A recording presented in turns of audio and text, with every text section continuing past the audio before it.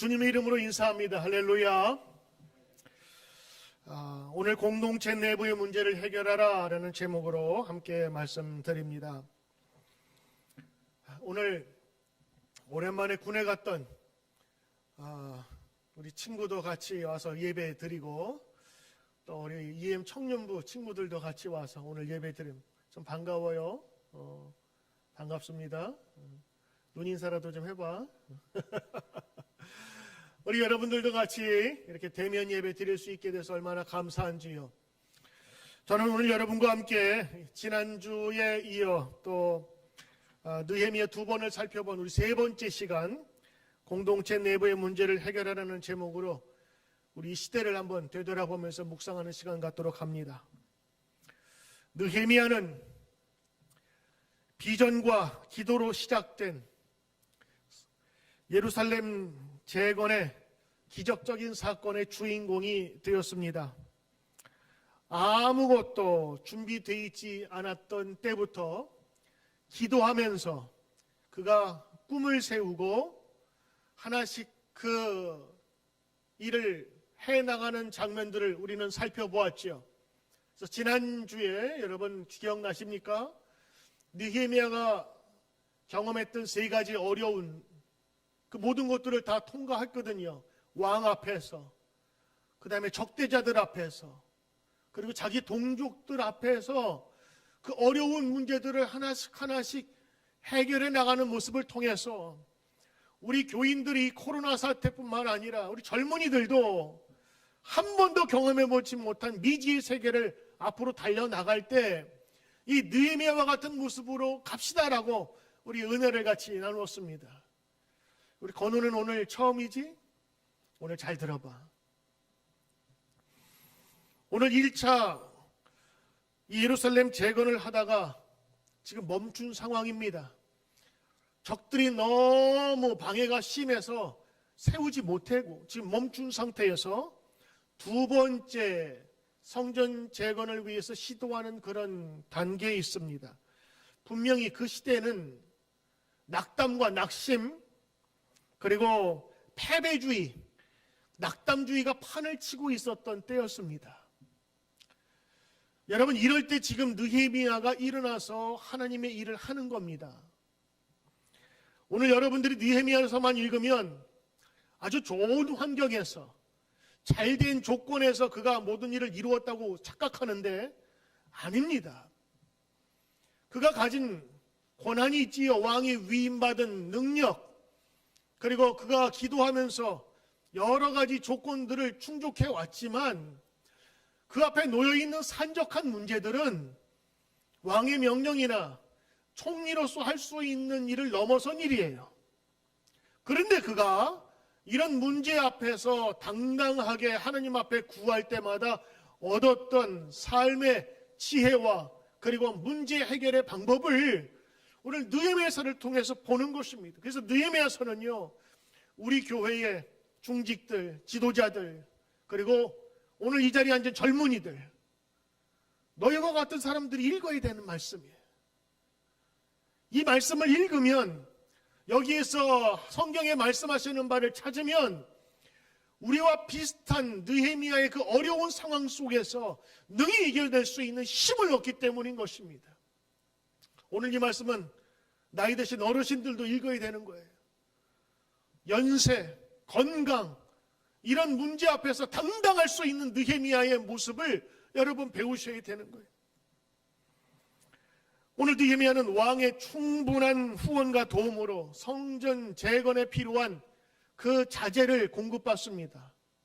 이건 누구도 해낼 수 없는 일이었습니다. 그래서 시작한 예루살렘 성의 재건은 사람들의 마음을 얻기 시작하면서 다시 시작을 하게 된 거예요. 그런데 마치 무거운 짐을 이제 겨우 움직이는 듯한 느낌을 받은 그런 정도의 지금 분위기입니다. 이미 그 성전 재건을 하려고 하니까 예루살렘 주변에 있었던 많은 지방 세력들, 그래서 그 지방 세력들이 방해하기 시작한 겁니다. 느헤미야가 예루살렘 성에 돌아오자마자 아주 교묘한 방법으로 여러 가지 거짓 뉴스를 퍼뜨려가지고 혼란케 만들고 그들이 예루살렘 성에 돌아온 느헤미야를 분노했어요. 왜 지금 이 시대에 와가지고 왜 힘든 일을 이렇게 만드냐고. 그래서 그 지역 사람들이 이 카르텔을 형성해가지고 이 예루살렘 성을 못 짓게 하자. 그래서 군사력을 동원해서 그들을 치기로 하기까지 결정을 합니다. 성전을 재건하는데 그 주위에서 창 들고 말 타고 다니면서 막 위협을 하는 모습들이 보이기 시작한. 그래서 느헤미야가 내린 그 특단의 조치가 뭐냐?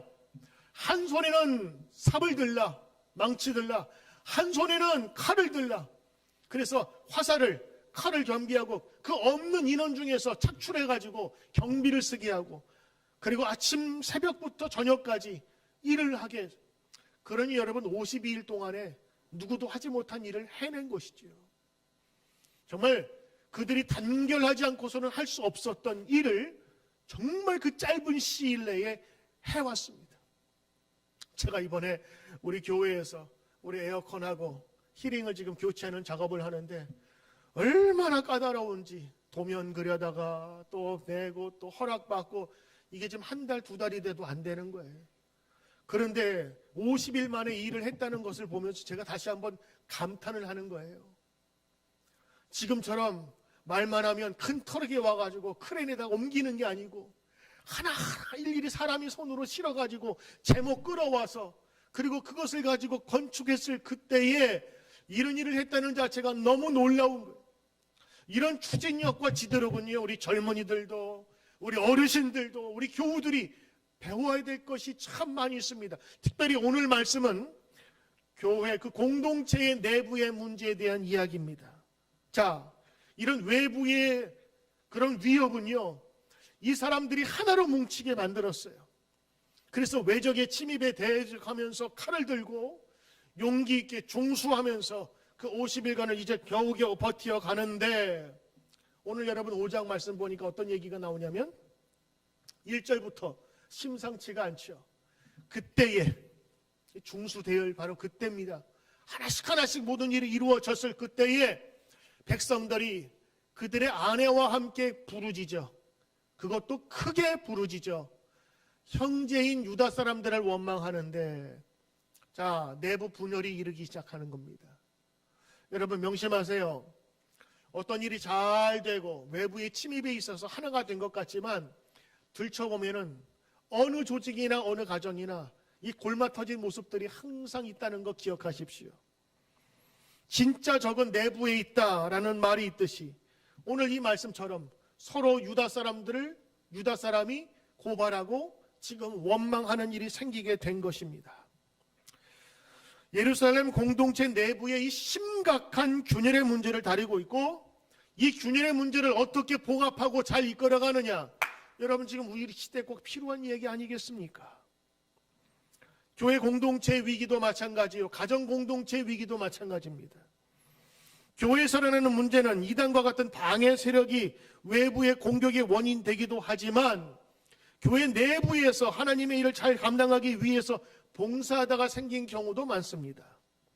오늘 느헤미야를 통해서 수많은 공동체, 교회이든 가정이든 여러분의 회사이든 이런 갈등이 생겼을 경우에 어떻게 지혜롭게 대처할 수 있는가를 여러분 살펴보고자 합니다. 외부의 침입과 위협 속에서 든든히 이제는 모든 일을 다 해나갈 것 같았던 느헤미야에게 오랫동안 골마 터졌던 문제가 드러나기 시작합니다. 1절, 그때에 그들의 아내와 함께. 여러분 오죽 답답했으면 아내들이, 부인들이 일어났겠어요.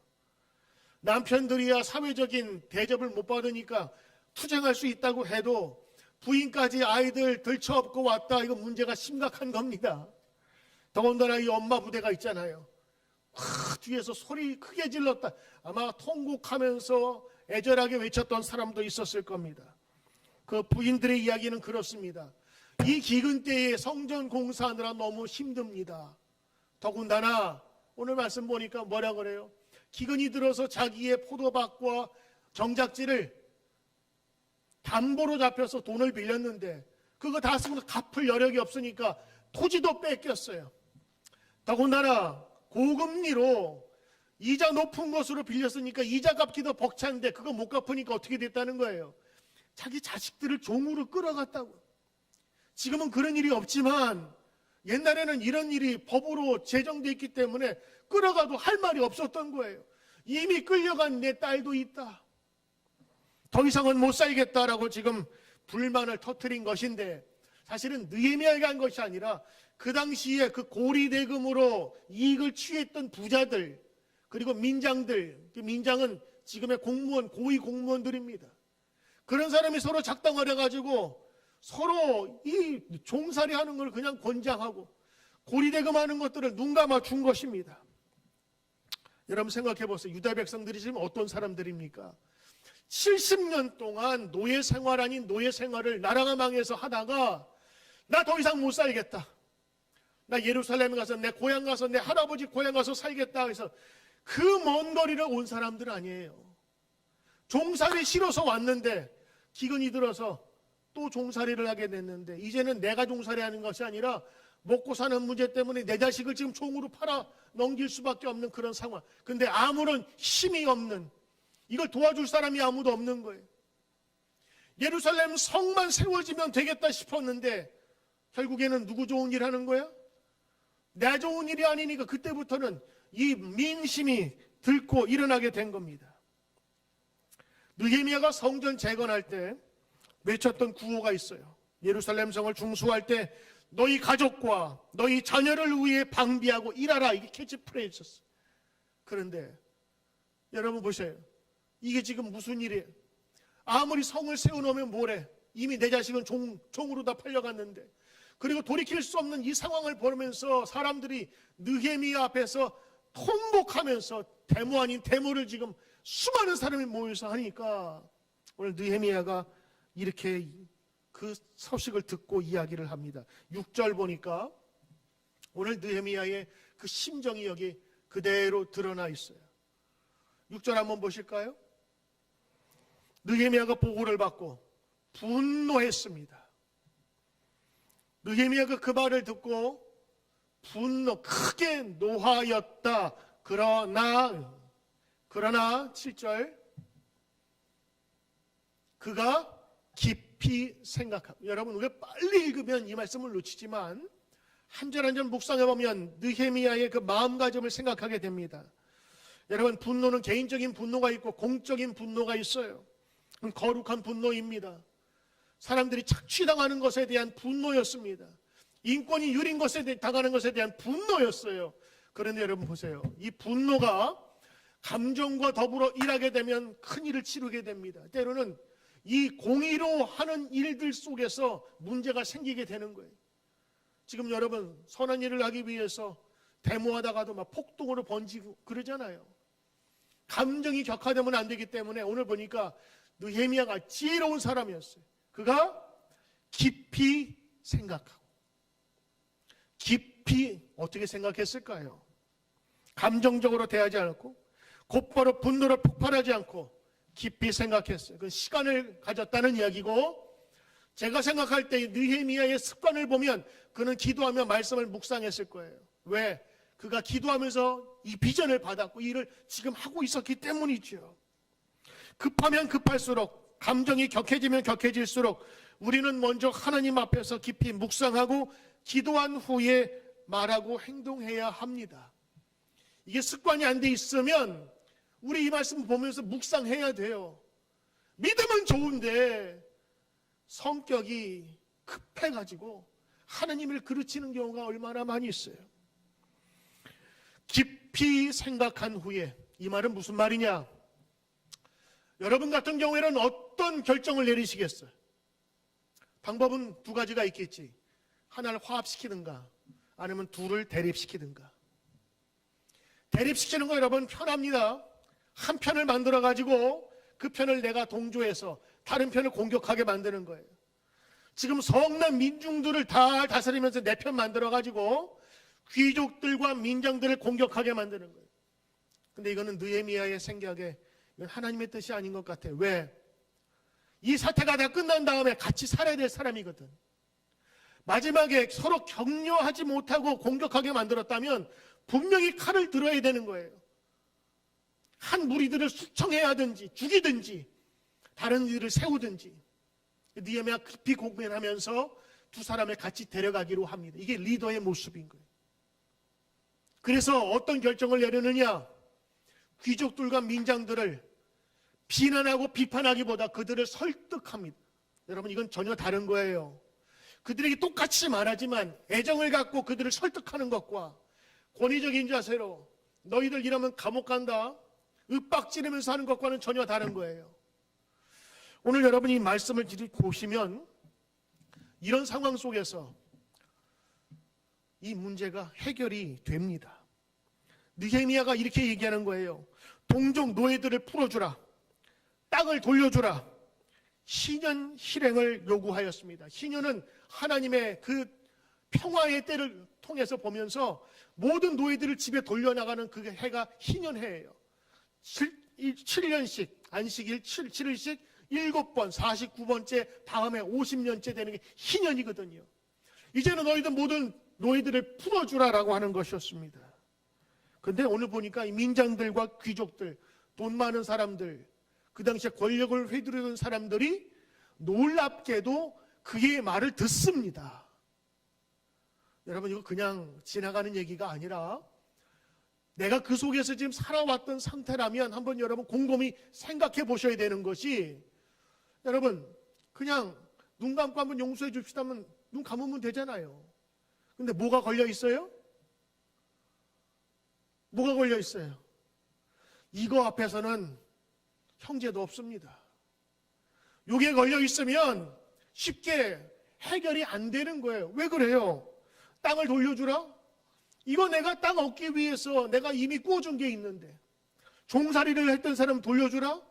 내가 이 종살이 데려오기 위해서 돈 꿔준 게 있는데 무상으로 지금 다 돌려주라고 하는 내용인데 누가 그걸 듣겠습니까? 말은 오늘 귀족과 그 부자들이 이 말을 들어요. 그리고 문제가 해결이 됩니다. 사실 여러분들, 느헤미야가 이 귀인과 민장들을 꾸짖으면서 백성들의 취한 것을 다시 돌려줄 것을 명하였어요. 그 조건이 뭔지 아세요? 그의 권위가 아니라 하나님의 사랑의 법에 근거한 것이었어요. 왜? 8절에 보니까 이미 다른 민족에게 끌려갔던 자기의 동족들도 겨우겨우 종살이했던 사람들을 풀어주고 데려왔거늘 어찌 너희가 같은 동족에게 종살이를 시키느냐 하면서 그들의 마음을 지적한 것이. 그래서 제사장들을 불러서 공증을 받습니다. 그리고 먼지 털듯이 너희가 이 명령을 어기면, 계약을 어기면 너희의 산업과 가정이 이렇게 먼지처럼 날리고 풍지박살 될 것이다 하면서 선포를 해버렸어요. 그랬더니 말씀 보니까 느헤미야의 선포에 백성들이 아멘으로 화답하고 여호와를 찬송하고 그 말한 대로 행하였더라. 얼마나 쉬워요, 일이. 그러면서 오늘 이걸 묵상하면서 과연 그가 총리로 명령했기 때문에 순응한 것일까? 저는 아니라고 봐요. 아무리 총리의 권위가 있지만 그 민장들과 귀족들도 나름대로 세력이 있는 사람이었거든요. 나름대로 재산가였단 말이에요. 그들이 느헤미야의 말에 이게 틀리거나 반대되면 자기가 하는 일이 어려운 걸 알았어요. 그럼에도 불구하고 이 말을 들었다. 아무리 이해가 안 되더라고요. 돈과 연관되어 있는데, 이건 분명히 그들의 권력과 연관되어 있는데 이렇게 쉽게 되었을까? 저는 오늘 이 말씀을 보면서 이 엄격한 개혁 정책을 심한 반발 없이 할 수 있었던 이유가 뭐냐? 저는 그 이유를 느헤미야에게서 찾았습니다. 느헤미야였기 때문에 가능한 거야. 다른 사람이 했다면 문제가 심했을 겁니다. 만약 봉기를 하려고 지금 들고 일어난 민중들, 한 손에는 지금 곡괭이를 잡고 낫을 잡았을 거예요. 부인까지 나왔으니까 죽기 살기지. 그런 상태에서 뒤집어졌다면 분명히 한쪽은 다 처단됐을 거라고. 그 많지도 않은 인구가 절반으로 줄어들게 되면 어떻게 되는 거예요? 이제 문제가 생기게 되는 거예요. 어떻게든지 봉합하고 가야 되는데 오늘 느헤미야가 깊게 생각하고 하나님께 기도한 지혜 내용을 실천하게 됩니다. 그는 꾸짖지 아니하고 그들을 설득했어요. 어떤 것에서? 율법으로, 말씀으로 접근했단 말이에요. 너희가 지금 행하는 것은 하나님의 사랑에 근거한 율법에 해당하지 않는 것이다. 바로 하나님의 말씀을 살펴보아야 되지 않겠느냐라면서 그들을 설득하고 올렸단 말이에요. 결코 무력이 아닌 하나님의 사랑에 근거해서 그들에게 요청한 것이었습니다. 두 번째 이유가 있었어요. 느헤미야였기 때문에 가능한 이유. 느헤미야가 그동안 해왔던 그의 행실과 말이 있었습니다. 개인적인 영달을 도모하지 않았어요. 그리고 자신이 거느린 식소리 생활비만큼의 양식만 취하고 백성들을 착취하지 않았고 열심으로 헌신하는 모습을 보였습니다. 그가 늘 얘기했던 것처럼 그는 바벨론에서 태어나고 거기에서 교육받은 아예 바벨론 사고를 가진 제4세예요. 3세. 근데 그가 자기 할아버지 고향 땅에 와서 무언가를 이루고자 했던 그 헌신과 열정이 있었잖아요. 그거를 본 거예요. 그리고 하나님께서 자기에게 어떤 일을 해 있는 것을 간증하면서 하나님의 사람임을 그들과 함께 나누게 된 것인데 느헤미야가 이런 말을 하니까 듣게 된 거예요. 백성이 들었고 그리고 그 문제의 해결점이던 귀족들과 돈 많은 자들이 그 말을 듣고 수긍하면서 1절 아예 조건 없이 그걸 하겠다고 한 거예요. 저는 느헤미야의 그 모습에 감동된 사람의 모습이라고 저는 봅니다. 절대로 그 총리의 권한에 무서워서 한 게 아니라고 봐요. 만약 그 총리의 권위가 무서웠다면 나중에 반란을 일으켰을 것입니다. 원래 이 바벨론의 총독들은요, 총리들은 그 가는 동네에서 세금을 걷게 되어 있어요. 그게 그들의 권리였고 자신의 정당한 특권이었습니다. 근데 느헤미야가 그 총독에 부임하면서 아닥사스다 왕 20년부터 32년까지 12년 동안 총리를 하는 데 있어서 그 모습을 본 거예요. 12년이면 뽑아먹을 만큼 충분히 뽑아먹고도 남을 충분한 시간입니다. 12년 동안 그는 백성의 것을 탈취하지 않았어요. 오로지 그 나라에서 받는 총리의 월급 가지고 살면서 그리고 어려운 사람들 매일매일 식사 대접을 했단 말이에요. 그 모습을 보았기 때문에 아무도 이야기를 할 수가 없었던 것입니다. 사실 느헤미야가 총독으로 등장하면서 그들의 형편도 나아졌거든요. 느헤미야는 후에 이런 일을 겪고 나서 하나님께 이렇게 기도합니다. 5장 19절 말씀에 이런 일을 겪고 나서 이렇게 기도해요. 하나님이여, 내가 이 백성을 위하여 행한 모든 일을 생각하시고 내게 은혜를 베푸시옵소서. 짧은 말씀이지만 이 말은 무슨 말인 줄 아세요? 하나님만 아시지요. 내가 얼마나 속 끓었는지 아십니까? 이쪽을 상대하자니 이쪽이 울고 이쪽을 살리자니 이쪽이 우는데 이걸 어떻게 감당해야 되겠습니까? 깊이 생각한 이후에 그들을 찾아다니면서 설득하면서 하나님의 말씀을 가지고 그들에게 대하면서 그리고 나중에는 결국에 그 모든 문제를 해결하게 된 것이 그의 이 속사정에 대한 얘기를 하고 있는 거예요. 그러면서 뭐라고 그래요? 하나님, 나에게 은혜를 베풀어 주십시오. 나에게 은혜를 베풀어 주십시오. 여러분, 이런 지도자들을 둔 그 공동체, 이런 지도자를 알아보는 백성은 참으로 귀하고 복된 것입니다. 이 시대에 필요한 지도자상 아닙니까? 아니, 이 시대만이 아닙니다. 하나님께 구원받은 백성, 지혜받은 백성으로서 바로 여러분과 제가 되어져야 될 모형인 것입니다. 여러분, 한번 묵상해 봅시다. 나는 과연 영향력이 있는 사람인가? 내가 무슨 말을 할 때에 내가 속한 공동체에서 내 말을 적어도 무시하지 않고 들어줄 수 있는 그런 사람인가 한번 생각해 보십시오. 우리 교회 지도자들은 느헤미야와 같은 성품을 갖고 있는가? 한번 우리가 물어보면서 기도해야 될 때입니다. 우리 교회 모든 지도자들, 장로님들, 권사님들, 집사님들, 이런 느헤미야와 같은 지혜와 성품을 가진 지도자가 되기를 주의 이름으로 축원합니다. 여러분, 이제 12월 달입니다. 내년도 일할 일꾼들을 뽑아야 될 때입니다. 남성계 회장, 여성계 자리 있다고 아무나 안 쳐요? 없으면 안 세우면 되는 거예요. 조직 만들려고 교회에 있는 게 아니니까. 사람을 세우기 위해서 자리를 세우는 거예요. 내년도에 일할 우리의 성도들, 내년도에 일할 여러분의 그 일터의 사람들, 여러분 내년에 함께할 그 가정에서 이런 느헤미야와 같은 사람들이 세워지기를 저는 간절히 기도합니다.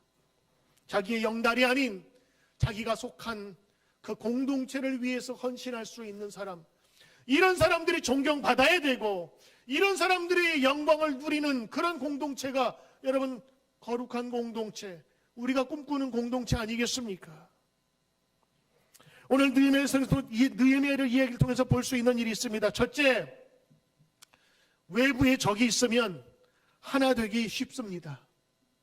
그래서 때로는 정치가들이나 이 행정가들이 적을 만드는 거예요. 가상의 적들, 역사의 적들을 만들어서 분개케 해서 그 적대 세력을 거기에 몰아넣게 하는 거라고. 교회도 마찬가지입니다. 외부에 적이 있거나 교회에서 함께 해결할 일이 있을 때 한마음으로 가기 쉬워요. 그런데 교회가 안정되고 교회가 재정이 좀 넉넉해지고 살만하면 그때부터 분열, 의심, 시기, 질투, 섭섭함이 그 속에 자리 잡게 되는 것입니다. 교회만 그래요? 가정도 그렇더라고요. 여러분 잘 기억하셔야 됩니다. 교회를 비롯한 많은 공동체들이 외부의 공격에 의해서 깨지는 게 아닙니다. 내부의 분열 때문에 망가지는 거예요. 평안하고 잘 될 때, 안전하다고 생각할 때 바로 그때 오는 것입니다. 초대교회 예를 들어볼까요? 초대교회의 가장 큰 위기가 언제인 줄 아십니까? 그리스도인들을 잡아 죽이려고 해서 마가의 다락방에 모여서 문 잠그고 나가지도 못하고 십수일을 같이 기도했던 그때가 위기라고 생각하세요? 아니, 오히려 그들은 기도하면서 성령의 능력을 체험받고 문 열고 밖으로 나갔을 때 세상 사람들이 감당할 수 없었다고 그랬어요. 그들의 가장 큰 위기는 성도들이 은혜 받고 자기들의 물건을 팔아, 땅을 팔아 헌금을 많이 가져왔을 때 생겼습니다. 그때에 구제사업 한다고 좋은 일이잖아요. 어떤 일이 생겼어요? 과부들, 어려운 사람들에게 그걸 나눠주는데 헬라파 과부들, 외국에서 온 사람들이에요. 말이 안 통해요. 그러니까 받긴 받았는데 덜 받았어요. 히브리파 과부들은 원래 고향에 있으니까 그 사람들과 친해서 좀 더 받았나 봐. 안 받은 게 아니었어요. 근데 뭐가 거기에 작동했어요? 누구는 더 줬더라. 걔네는 누구하고 친하더라.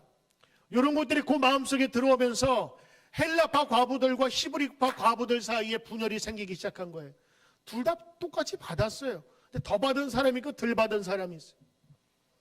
받았으면 감사할 일이지만 인간의 마음속에 차별되어 받았다는 것 때문에 더 분노가 일으켰죠.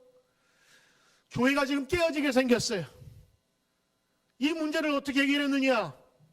성령이 충만하고 지혜가 충만한 7사람을 뽑습니다. 그 7집사예요. 이 사람이 뽑힘으로 말미암아서 그동안 문제가 되었던 일들이 다 해결돼 버렸어요. 7집사님들이 사람을 다니면서 어떻게 된 일이 다 조사하고 공평하게 나눠줄 것이고 이런 일이 없도록 당부하고, 사도들은 기도와 말씀으로 다시 한번 무장을 하고, 그러면서 균형이 맞추게 된 거예요.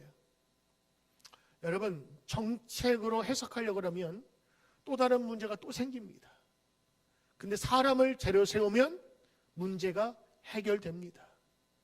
저는 오늘 공동체 내부의 문제를 해결하라, 특별히 내부의 문제라고 했지만 오늘 이건 외부의 문제도 마찬가지입니다. 사람 잘 세우면 돼요. 그래서 여러분, 그 어떤 투자보다 사람에 대한 투자, 교육에 대한 투자는 그 어떤 것보다 앞서야 하고, 특별히 교회에서 어떻게 되어야 되느냐보다 누가 되어야 되느냐가 중요한 거예요. 오늘 여러분들이 이 말씀을 읽으시면서 느헤미야와 같은 마음을 본받고 느헤미야 같은 지혜자로 오늘 하나님께서 세우시기를 주의 이름으로 축복합니다. 여러분, 7집사를 선출함으로 초대교회의 가장 위기는 건너가고 그 교회는 지금까지 이어지게 된 것입니다. 만약 그때 7집사를 세우지 않았다면, 그 사람들이 없었다면 교회는 지금 없어졌을지도 몰라요. 느헤미야 시대에는 이 공동체 위기는 느헤미야가 있었기 때문에 가능한 것이, 솔선수범한 사람들, 기도로 하나님과 하나 되었던 사람들이었기 때문에 가능한 일이었습니다. 저는 오늘도 여러분 진짜 간절히 기도하고 우리 교육관에 있는 자녀들과 우리 중고등부 학생들을 위해서 기도할 때 꼭 기도하는 내용이 있어요. 하나님, 저들이 초대교회 7집사 같은 사람이 되게 하소서. 하나님, 저들이 느헤미야 같은 사람이 되게 하소서. 이건 좋은 학교를 나오고 안 나올 차이가 아니에요. 좋은 학교 나와도 그 좋은 머리로 사기치거나 충성스럽지 못하면 그 공동체에서 쓸 수가 없는 거예요. 충성스러우며 공동체를 생각할 수가 있고, 그리고 이 어려운 문제를 해결할 수 있는 그 사람, 바로 그 사람이 느헤미야 같은 사람이란 말입니다. 여러분, 지금도 사탄 마귀는 하나님의 일을 무너뜨리기 위해서 안팎으로 일합니다. 성전 재건 역사에 있어서 일어날 이 일들은 오늘 교회에서도 동일하게 나타나는 것입니다. 저는 여러분 이 연말 되면 교회마다 직분자들을 뽑지 않습니까? 어떤 교회는 장로를 뽑아야 될 그런 교회도 있고, 어떤 교회는 집사를 뽑아야 될, 권사를 뽑아야 될 그런 교회도 있어요. 근데 시험에 드는 거예요. 왜? 나는 된다고 생각했는데 사람들이 안 뽑아줘. 그래서 투표하면은 안 되기도 하고, 아니 그러면은 실망하고 낙심하고 그러면서 교회가 어성숭해지거든요. 그래서 연말 되면은 이 문제를 잘 해결하고 좋은 사람들이 세워져야 되는데, 저는 그래서 기도하고 있어요. 이런 일 때문에 시험 당하지 않도록. 시험 당하지 않으려면 좋은 방법이 있어요. 아무도 안 뽑으면 됩니다. 그럼 비교될 게 없으니까. 근데 그렇다고 여러분 그냥 교회가 그냥 지나갈 수는 없잖아요. 세워져야 될 사람이 세워져서 같이 봉사하고 섬겨야 되는데, 어떤 사람이 추천되든지 하나님, 우리 교회 성도님들 정말 많은 사람들이 그 사람은 당연히 돼야 돼, 그 사람은 정말 돼야 돼 라고 할 수 있는 그런 많은 사람들의 좀 후원과 많은 사람들의 마음을 얻는 사람들이 바로 우리 교회 지도자들이 됐으면 좋겠어요. 우리 교회 참 좋은 분들이 참 많은데, 우리 제가 개인적으로 말씀드린 원봉영 목사님, 그 가정에서 우리 샤론 섬기 잘 섬기거든요. 때마다 과일 갖다 드려, 때마다 음식해서 갖다 드려. 권사님 그렇죠? 뭐 개인적으로 제가 그래, 박수까지 나오네. 저분들은요, 우리 샤론 성아, 우리 제가 어려워서 전화도 잘 못 드려요. 그런데 꼭 원 권사님한테는 전화해요. 오늘 이래서 못 나가, 미안해. 하나님한테 미안하기보다 우리 권사님한테 미안해서 전화가 꼭 오는 거예요. 하루에 한 번씩 전화를 꼭 하요. 마음이 벌써 그들에게 가 있는 거잖아요. 제가 볼 때 우리 권사님 느헤미야 같은 마음으로 우리 어르신들 잘 섬기는 거예요. 제가 뻗지 못한 손길을 원 권사님이 우리 어르신들 섬기면서 그렇게 대접하는 거라고. 그러니까 마음이 지금 다 그분 얘기면 다 되는 거 오케이. 알아서 해. 모든 일 오케이.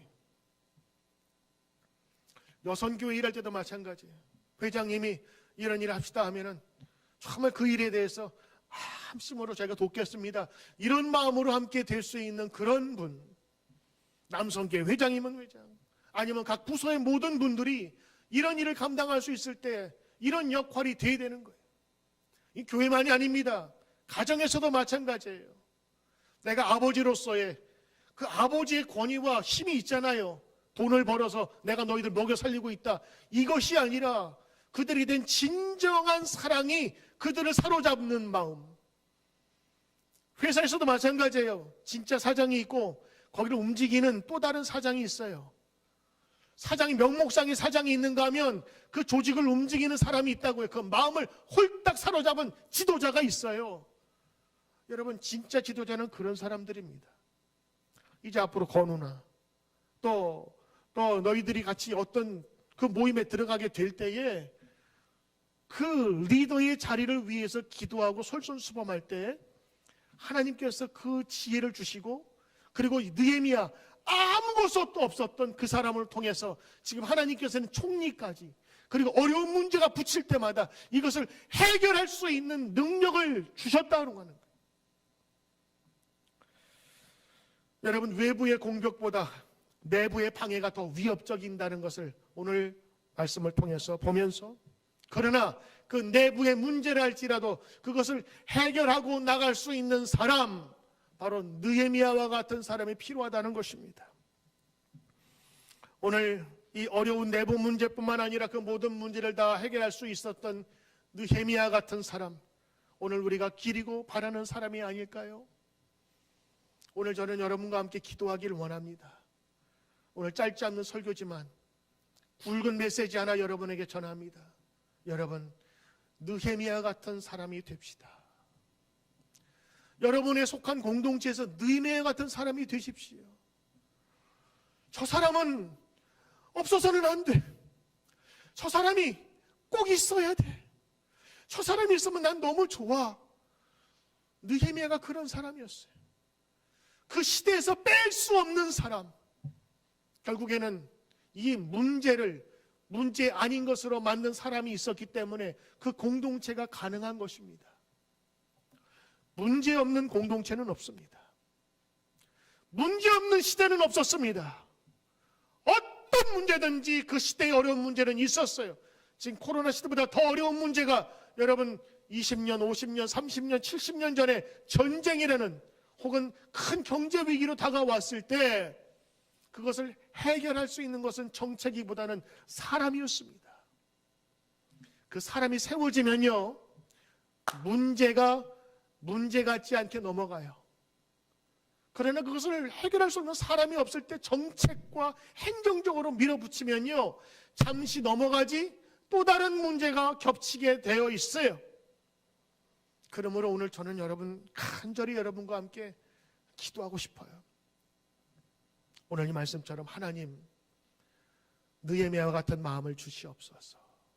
그리고 또 하나입니다. 오늘 19절 한번 보여주실래요? PPT.